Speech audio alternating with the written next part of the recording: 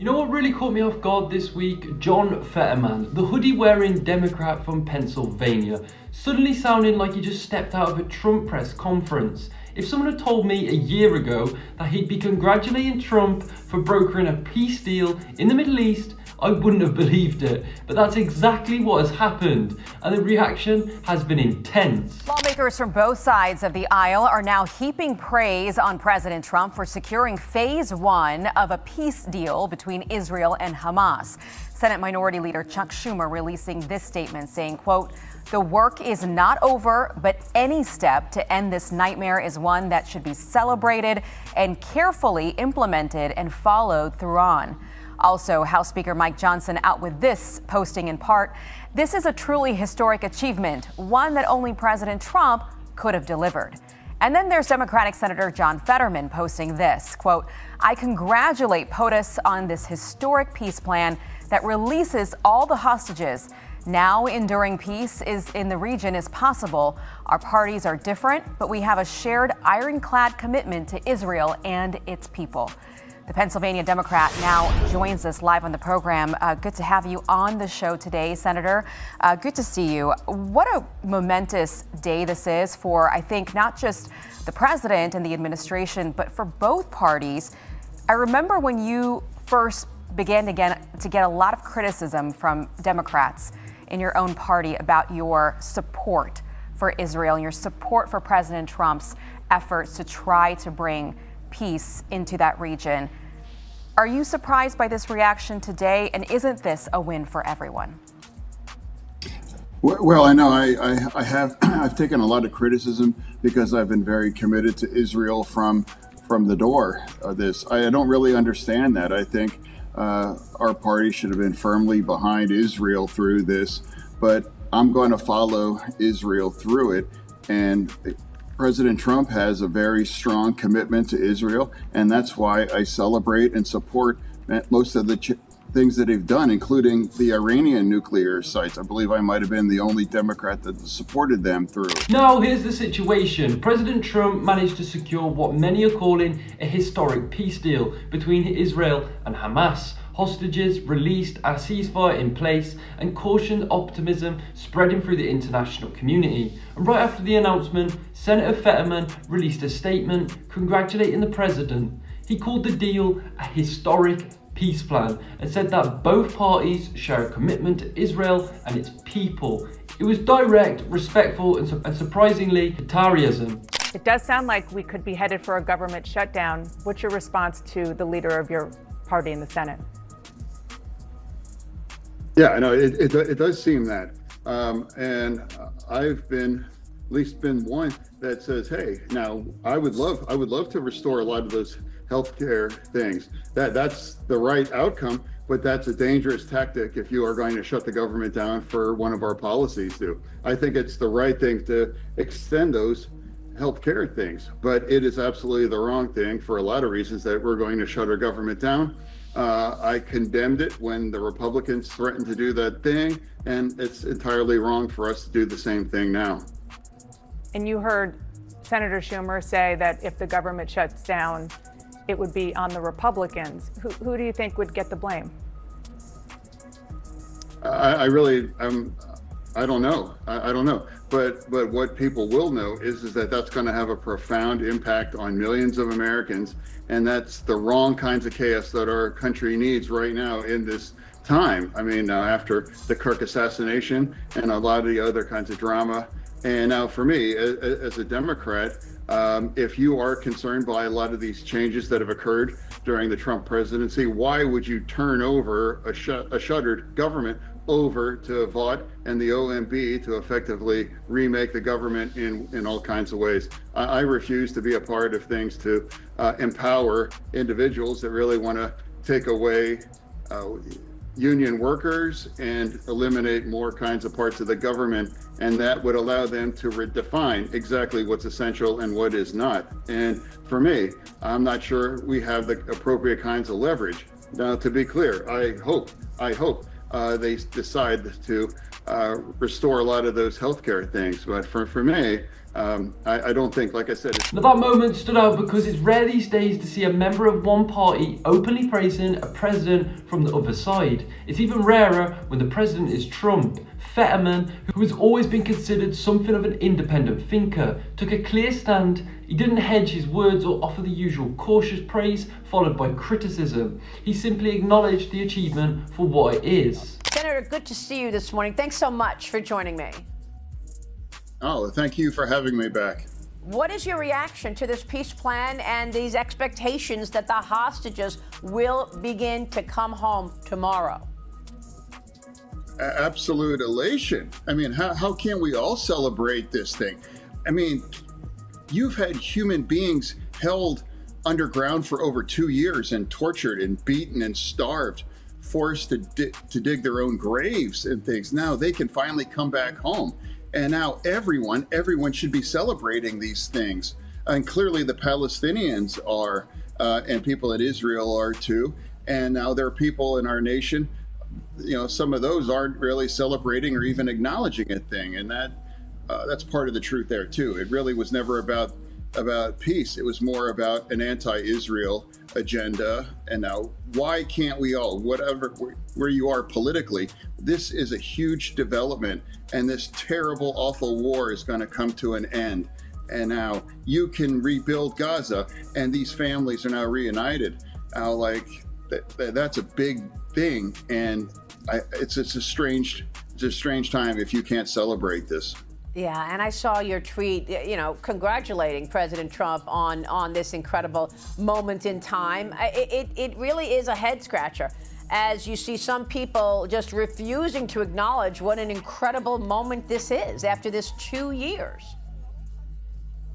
I agree. It's like I even said that in my tweet. It's like, yeah, our party's different, but this is a big, huge win for peace in this world, and it's entirely appropriate to do that. And if you're not willing to acknowledge that, you're ironically pointing out the absurdity and making it more personal when we can't all celebrate this peace after this awful war after 2 years. Yeah. Now, Fetterman has never been a traditional Democrat in style or tone. He's often criticised his own party's leadership and isn't afraid to express positions that break from the mainstream. Earlier this year, he strongly defended Israel, while others in his party called for more restraint. He also supports US airstrikes on Iranian nuclear sites, a move that drew considerably criticism from progressive circles. Now, each time he stood firm. The latest statement on Trump's peace deal fits the same pattern of consistent willingness to prioritize substance over party alignment. Mr. President, I recognize the Democrat leader. I ask unanimous consent the quorum call be dispensed with. The senator is recognized. Mr. President, last night, nearly 2 years to the day of Hamas's vicious attack on October 7th, after nearly 2 long years of devastating war in Gaza, it appears that a ceasefire and hostage agreement has been reached. If this agreement is implemented, then finally, after 2 years of immense suffering, the hostages could soon be free.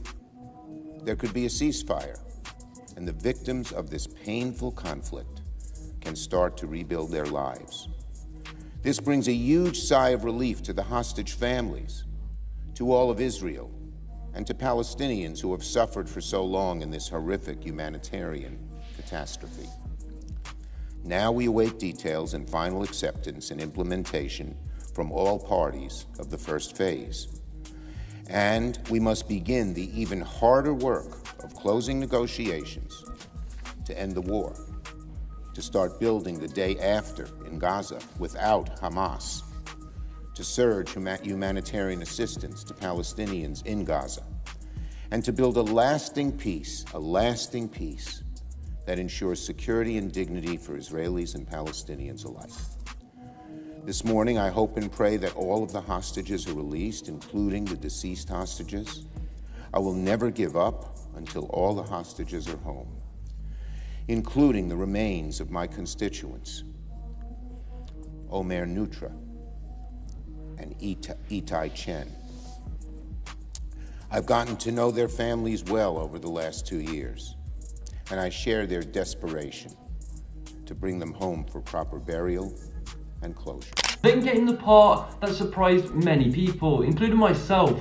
Fetterman said that if this peace agreement holds and Trump helps bring an end to the war in Ukraine as well, he would support Trump receiving the Nobel Peace Prize. It was an actual bold statement, not because of the award itself, but because what it represented. A Democrat openly recognizing the potential for Trump to achieve global peace. In today's polarized climate, that kind of acknowledgement is nearly unheard of. That sentiment also applies to the government shutdown, because with the government shutdown, you are talking about fighting about Obamacare subsidies that are going to expire at the end of the year, but you're seeing a real impact. We're worried that people are not going to get paid on October 15th and on October 20th. Is this all political as well? Because remember what Senator Schumer said just this week. Watch this. Yeah. Each day, our case to fix health care and end the shutdown gets better and better, stronger and stronger, because families are opening their letters, showing how high their premiums will climb if Republicans get their way. They're seeing why this fight matters. It's about protecting their health care, their bank accounts, their futures. Senator, how is it possible that a government shutdown where we're questioning if our military is going to get paid is getting better and better for the Democrats? Well, for me, it's a hard rule. It's like I can't ever or will ever vote to shut our government down. It was wrong if the Republicans did these things. And I led that charge back in March saying it's wrong to shut us down. And we kept it open, and now we are. And now I've said then back in March that when September comes, I'm going to be the one guy that's saying it's wrong to do this. It's really the losers. The losers are these poor Americans here and that are going to get caught in the middle of this thing. Now, I fully support, let's have a conversation to extending those tax credits. I think a lot of Republicans might even agree with that too.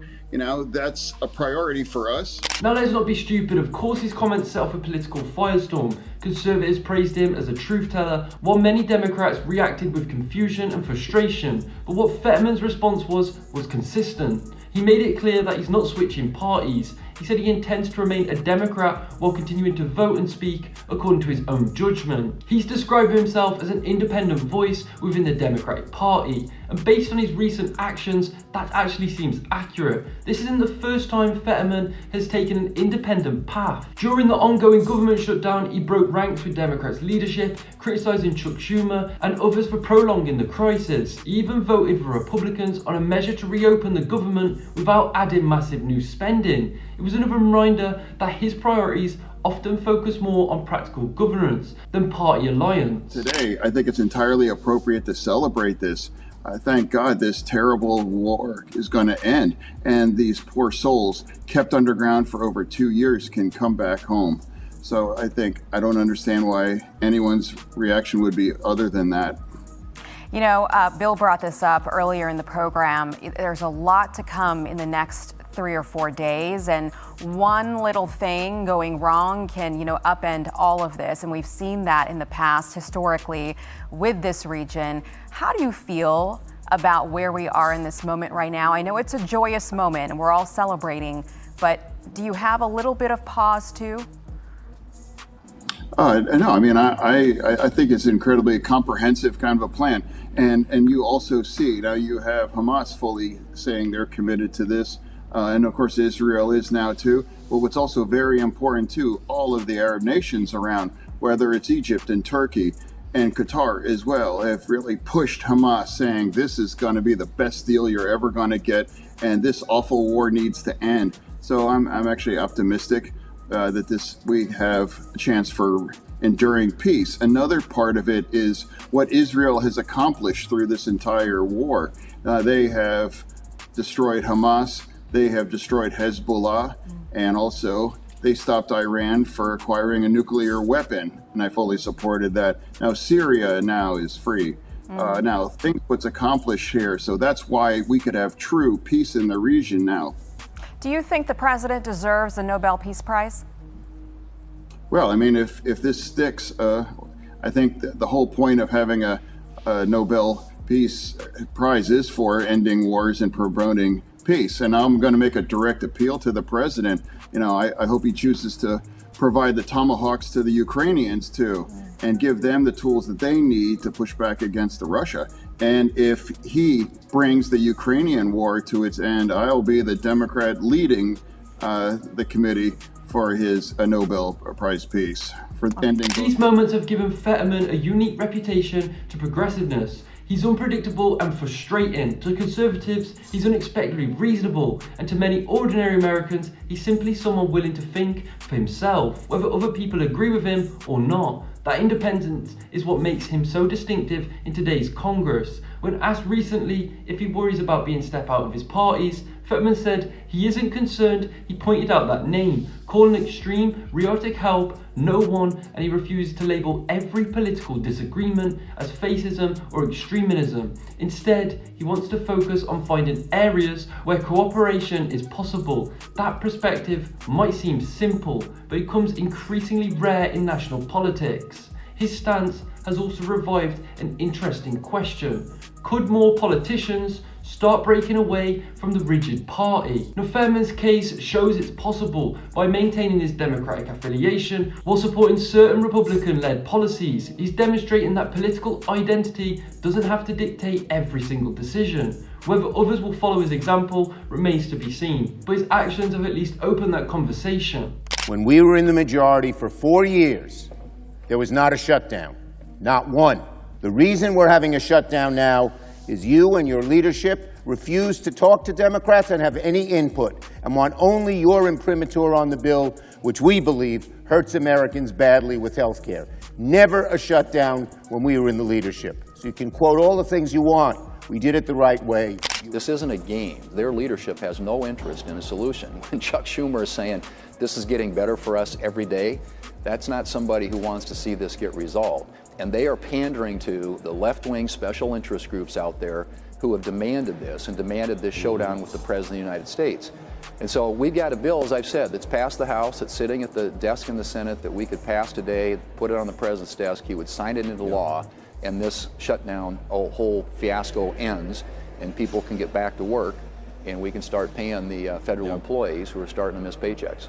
Now, it's also important to note that Fetterman isn't doing this for attention. His political record shows consistency. He supported Israel long before the peace deal, he spoke against excessive government spending before the shutdown, and he's repeatedly said his values bipartisan solutions. This isn't a sudden change, it's part of a broader pattern of independence. Still, now it's clear his statements have caused discomfort within Democrat leadership. For figures like Chuck Schumer, Fetterman's praise of Trump during a time of internal party tension over the shutdown adds another layer of pressure. It also complicates the narrative that Democrats are unified against Trump. Having one of their own applaud him publicly forces a broader reckoning about what real partisanship looks like. When I heard Fetterman explain his optimism about the peace deal, I was struck by how calm and confident he sounded. He wasn't offering conditional praise. He genuinely believed the agreement could actually work. It was a reminder that beneath all the political noise, there are still lawmakers who value results over rhetoric.